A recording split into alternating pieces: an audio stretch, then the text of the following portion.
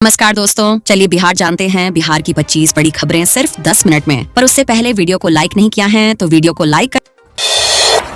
UP Bihar की महिलाओं को दिल्ली में मिलेगा 1000 रुपए सहायता। जी हाँ दोस्तों, दिल्ली की मुख्यमंत्री महिला सम्मान योजना के तहत अब यूपी और बिहार की महिलाओं को भी हर महीने 1000 रुपए की आर्थिक सहायता मिलेगी। इस योजना का लाभ उठाने के लिए महिलाओं को कुछ जरूरी दस्तावेजों की आवश्यकता होगी। दिल्ली सरकार ने यह कदम महिलाओं के सशक्तिकरण की दिशा में उठाया है। योजना का ऐलान मुख्यमंत्री आतिशी मारलेना ने किया था और दिल्ली के पूर्व मुख्यमंत्री अरविंद केजरीवाल ने इसकी पुष्टि की। योजना के तहत महिलाओं को नियमित वित्तीय सहायता प्रदान की जाएगी, जिससे उनकी आर्थिक स्थिति को मजबूत किया जाएगा।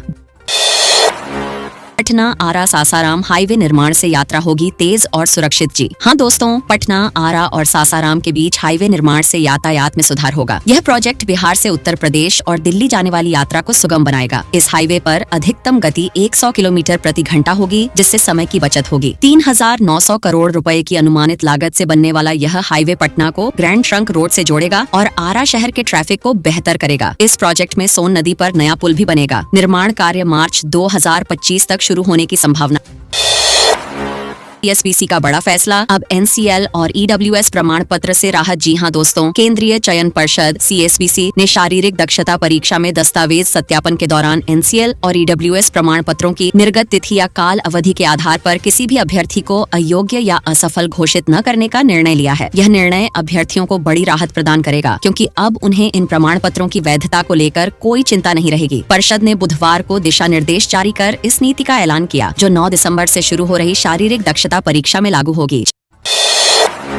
लोजपा नेताओं की संदिग्ध मौत, पुलिस जांच में जुटी। जी हां दोस्तों, बिस्फी प्रखंड में लोजपा नेताओं की संदिग्ध मौत से सनसनी फैल गई है। डॉ अमरजीत यादव, पायल नर्सिंग होम के संचालक और लोजपा आर के जिला आईटी सेल अध्यक्ष बुधवार को अपने कमरे में मृत पाए गए। वहीं लोजपा के बिस्फी प्रखंड अध्यक्ष ललितेश्वर पासवान की भी अस्पताल जाते समय मौत हो गई। पुलिस ने बताया कि डॉ यादव के शव को पोस्टमार्टम के लिए भेजा गया है, जबकि ललितेश्वर पासवान का अंतिम संस्कार जल्द कर दिया गया। फोरेंसिक टीम साक्ष्य एकत्रित कर जाँच कर रही है। पोस्टमार्टम रिपोर्ट के बाद मौत का कारण स्पष्ट होगा। सोनपुर मेला, विदेशी पर्यटकों का आकर्षण स्विस कॉटेज में ठहरे। जी हां दोस्तों, इस वर्ष 13 नवंबर को उप मुख्यमंत्री सम्राट चौधरी ने सोनपुर मेले का उद्घाटन किया। कार्तिक पूर्णिमा से शुरू हुआ यह मेला अब तक 22 से अधिक विदेशी पर्यटकों का स्वागत कर चुका है। इनमें फ्रांस, नेपाल और इटली से आए पर्यटक शामिल हैं, जो स्विस कॉटेजों में ठहरे हैं। मेला परिसर में आधुनिक सुख सुविधाएं उपलब्ध कराई गई हैं और पर्यटकों के लिए लग्जरी बस सेवा भी प्रदान की गई है। विदेशी पर्यटक मेले के बाजार, झूलों और पशुओं को देख रोमांचित हैं। सोनपुर मेला विदेशी सैलानियों के लिए एक प्रमुख आकर्षण बन चुका है। पटना में संपत्ति लेन देन के लिए प्रॉपर्टी टैक्स रसीद अनिवार्य। जी हां दोस्तों, पटना नगर निगम ने 4 दिसंबर 2024 से संपत्ति के लेन देन के लिए प्रॉपर्टी टैक्स रसीद दिखाना अनिवार्य कर दिया है। अब खरीदार और विक्रेता को टैक्स और कचरा प्रबंधन शुल्क की रसीद प्रस्तुत करनी होगी। इससे पुरानी बकाया राशि का बोझ नए मालिकों पर नहीं पड़ेगा। इस कदम का उद्देश्य कर चोरी रोकना और राजस्व बढ़ाना है। नगर आयुक्त ने सुनिश्चित किया कि रजिस्ट्री के दौरान यह रसीद चेक की जाएगी। सभी संपत्ति मालिकों को समय पर कर का भुगतान करना जरूरी होगा, अन्यथा कानूनी कार्रवाई हो सकती है। पटना समेत दक्षिण बिहार में बढ़ेगी ठंड, बारिश का अलर्ट। जी हां दोस्तों, ताजा अनुमान के अनुसार आगामी 1 से 2 दिनों में ठंड में वृद्धि होगी और कंपकपी वाली ठंड का असर महसूस होगा। आज गुरुवार से पछुआ हवा के प्रवाह में वृद्धि हुई है, जिससे ठंड में इजाफा हो रहा है। 8 और 9 दिसंबर को पटना सहित दक्षिण बिहार के 14 जिलों में हल्की बारिश और बादल छाए रहने की संभावना है, जिससे तापमान में 4 से 5 डिग्री की गिरावट आएगी। इसके अलावा 9 दिसंबर को भी दक्षिण बिहार के अन्य जिलों में बूंदाबांदी होगी और ठंड में बढ़ोतरी होगी।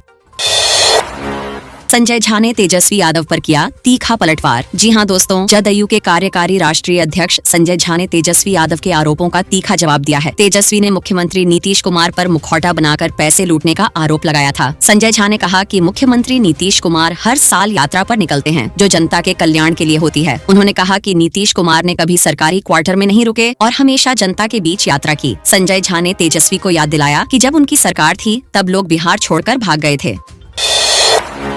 बिहार पुलिस पीट और दस्तावेज सत्यापन 9 दिसंबर से शुरू। जी हां दोस्तों, बिहार पुलिस कांस्टेबल भर्ती के पीटी और दस्तावेज सत्यापन 9 दिसंबर 2024 से शुरू होंगे। इस दौर में 1,06,955 उम्मीदवार शामिल होंगे, जो लिखित परीक्षा में सफल रहे हैं। पीटी परीक्षा में ऊंचाई, छाती का माप, दौड़, ऊंची कूद और गोला फेंक जैसे शारीरिक मानदंडों का मूल्यांकन होगा। उम्मीदवारों को प्रवेश पत्र, वैध फोटो ID, जन्म प्रमाण पत्र और जाति प्रमाण पत्र जैसे महत्वपूर्ण दस्तावेज लाना होगा। विशेष रूप से आरक्षित वर्ग के उम्मीदवारों को NCL और EWS प्रमाण पत्र की वैधता के बारे में ध्यान रखना होगा।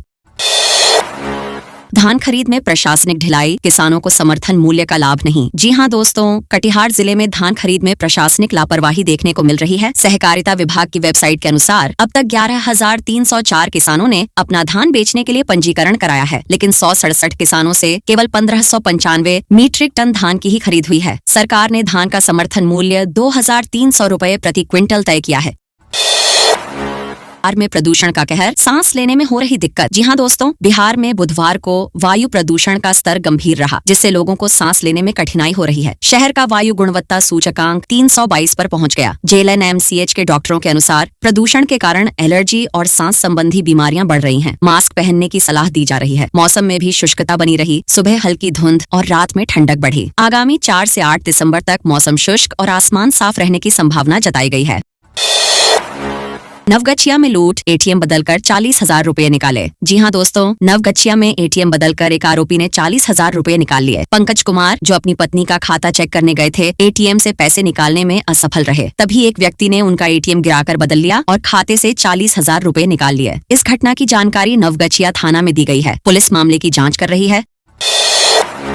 2025 से मासिक परीक्षा हटाकर त्रैमासिक परीक्षा की शुरुआत। जी हां दोस्तों, जनवरी 2025 से शिक्षा प्रणाली में बड़ा बदलाव होगा। पहली से 8वीं कक्षा के विद्यार्थियों के लिए अब मासिक परीक्षा नहीं होगी, बल्कि हर सोमवार को साप्ताहिक परीक्षा होगी। सोमवार को अवकाश होने पर परीक्षा अगले कार्य दिवस में होगी। त्रैमासिक, अर्धवार्षिक और वार्षिक परीक्षा का आयोजन पहली से 12वीं कक्षा के लिए किया जाएगा। यह कदम मूल्यांकन प्रक्रिया को मजबूत करने के लिए उठाया गया है, क्योंकि पिछले निरीक्षण में मासिक परीक्षा में अनियमितताएं पाई गई थीं। यह बदलाव विद्यालय प्रबंधन को समयबद्ध और सही मूल्यांकन का अवसर देगा।